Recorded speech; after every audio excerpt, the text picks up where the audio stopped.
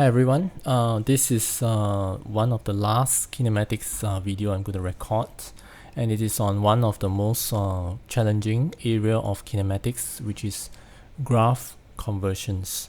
Alright, what do I mean by graph conversions?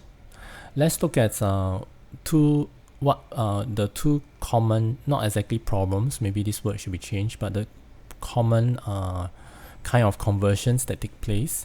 The two kind of conversion that take place is when you are trying to convert a displacement time graph to a velocity time graph, or from a velocity time graph to acceleration time graph. In this first mode of conversion, I will call this a convert upwards or convert up problem. Okay, that means that displacement being the lowest, then velocity higher, and the acceleration is the highest. Alright, so it's converting upwards. Alright, so in the opposite is converting downwards, which is acceleration to velocity or velocity to displacement time graph, converting downwards. So that means that if you are given a displacement time graph, alright, how do you convert up to a velocity time graph? How do you redraw it as a velocity time graph? Or given a velocity time graph, how do you redraw it as a displacement time graph? So the next few slides is going to be rather challenging, so you will have to listen really intently. If necessary, you have to replay it as many times as necessary. Alright, so let's sit back and focus. So let's look at the first area, which is converting upwards. Converting upwards means displacement to velocity or velocity to acceleration. Okay, so what are the key points that you need to know about this? It is that the gradient in the displacement time graph, let's say you are converting from displacement to velocity, the gradient of a displacement time graph at any point on the graph is the value of the velocity time graph in the corresponding velocity time graph. Alright, this is something you actually know already, because when you want to describe the motion of an object, you always look at the gradient, and then after that you realize that the gradient represents the velocity, which is a level up from its original parameters. The parameters displacement, one level up is velocity. So in the same way, the gradient of a velocity time graph at any point is the value of the acceleration in the corresponding acceleration time graph. So let's dive in to look at some examples.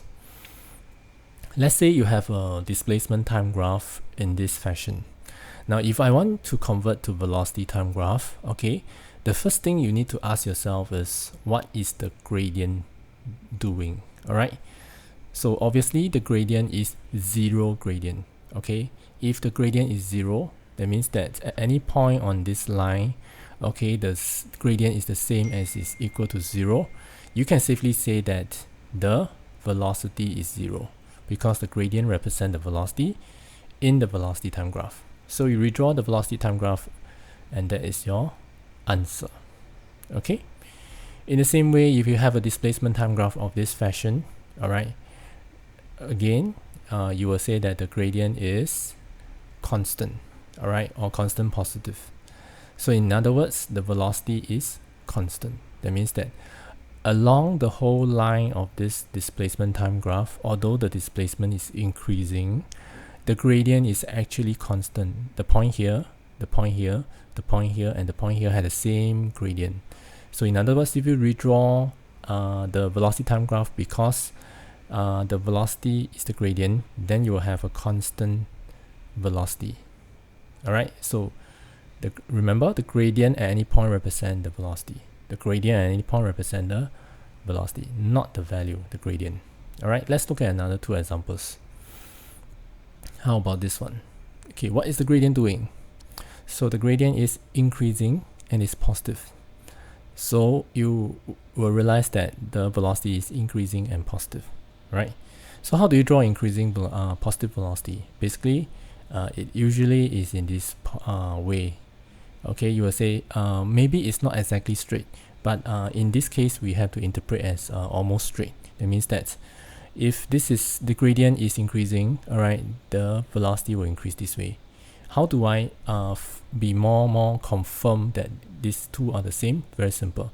You look at this point here. This point here probably has, if you draw a tangent, you will have a very gentle slope. So a gentle slope means a low gradient. A low gradient will be somewhere near the 0. Now at this point here, at the higher point, you will be a very steep slope.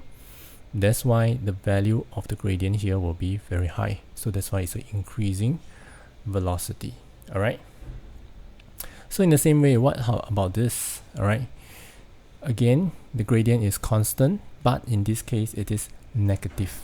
So how do you draw a constant negative gradient? All right. You draw a constant negative gradient as constant negative velocity, right? In a velocity time graph. So you will have something like this. Okay, so let's try it now. Okay, I want you to pause the video now, and I want you to try this too. Redraw the velocity time graph. Okay, I believe you have already solved the problem. Let's look at whether you're correct or not. The first one is actually a constant negative gradient. So once again, it is this way, constant negative velocity. Second one is a decreasing positive gradient. Decreasing positive gradient is decreasing positive velocity. So it will be something like this. Alright, so that is the answer for displacement to velocity. Now what about acceleration to velocity to acceleration? Because we already looked at displacement. Okay, displacement to velocity. How about velocity to acceleration?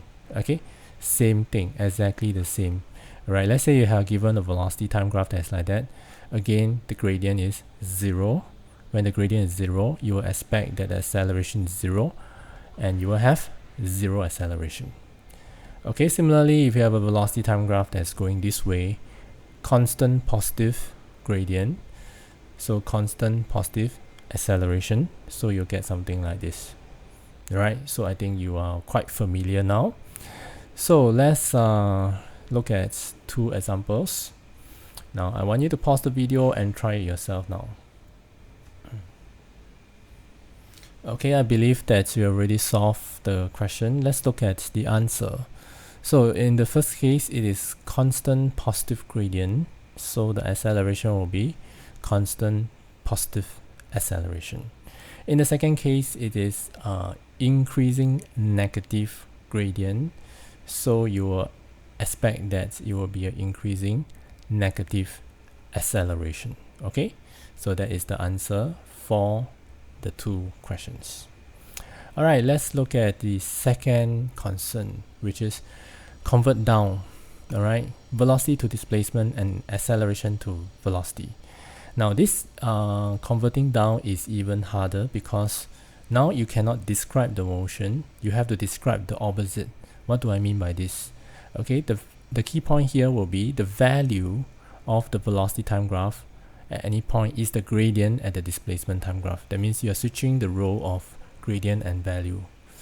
Okay, similarly, the value of an acceleration time graph is the gradient in a velocity time graph. So what do I mean by this? So let's say you have a velocity time graph of this manner. So that means that at any point on the velocity time graph, okay, this value here, this value here, this value here, this value here is constant. We understand. But all these values represent the gradient in the displacement time graph.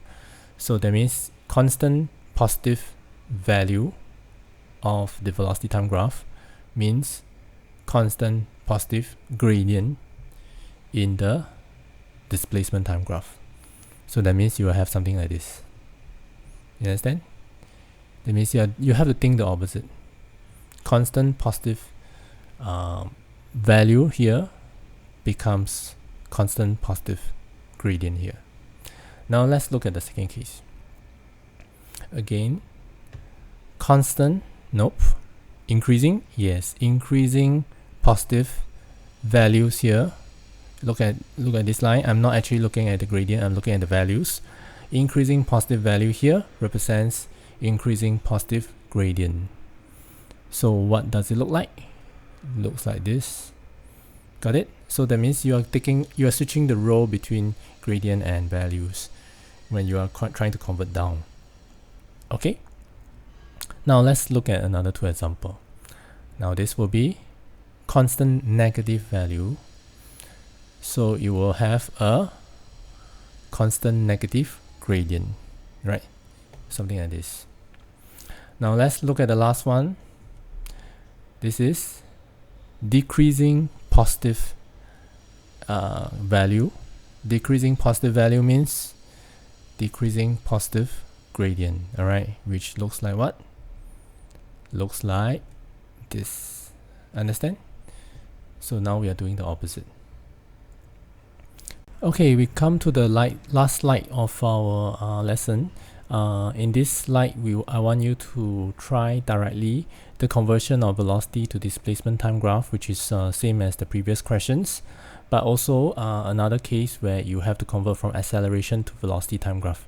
You realize that I did not really mention a lot about the method to convert from acceleration to velocity, because it is actually the identical method with velocity to displacement. Alright, so without further ado, I want you to pause the video and try it yourself first. Okay, I believe that you have already solved the question. Let's look at the first case. Now in the first case, okay, you realize that the velocity is negative and it is increasing. Sorry, it is decreasing. Why do I say it's decreasing? Alright, whenever we see increasing or decreasing, we only look at the magnitude and not the sign. Alright, so the magnitude of the velocity is decreasing from a certain value to 0, but it is negative, so it's negative decreasing. All right, so if it's a negative decreasing gradient, the gradient will be something like this. All right, in a displacement time graph, negative and decreasing, and eventually it becomes 0. All right, so let's move on to the next case. The next case is decreasing also, but it is positive. So it's positive, decreasing positive value, so you get decreasing positive gradient. So the answer will be something like this. Okay, for those students who are able to spot, you realize that at this point where I stop, the gradient is still like not horizontal but going in this direction, because the value did not go to 0. All right, the value is still some value here. So if you can draw until it does not become horizontal, it shows advanced understanding. Okay, so that is something you need to be aware of. Okay, so this is the last part. What I want you to do is to go back and try out all these kind of questions of conversion, so that you will not lose the mastery. Okay, so that's all, and have a nice day.